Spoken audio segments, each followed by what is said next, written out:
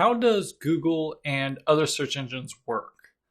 I think this is a good question to ask because knowing the answer really helps you understand what we're going to be doing throughout this course and why we're doing some of these things. So here is a website of a client friend of mine. So what Google does is they have this robot.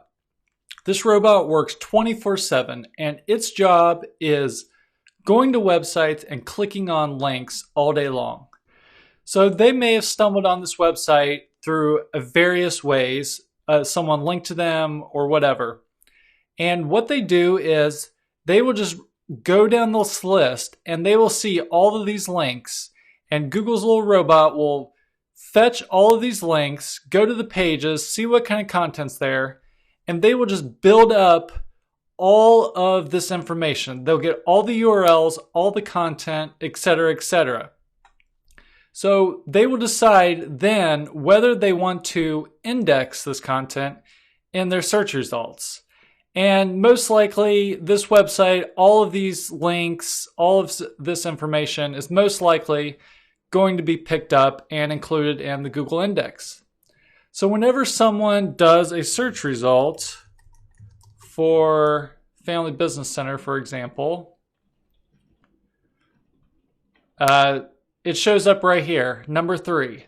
So the reason this shows up is because first and foremost, Google found this website. And again, there's a lot of ways this could happen. One of the ways is a website links to them and they find the website, and then Google's little robot crawls all the pages. So the question then becomes, why do they rank here for this search result? Well, Google has stated that they have over 200 ranking factors in their algorithm. So when someone does a search for Family Business Center, they take all of the pages that they have indexed, which is a lot of pages on the internet, and they run it through 200 plus factors to determine that these pages right here were the most relevant results. And Google is getting smarter and smarter. Those factors are changing, and they're constantly improving this process.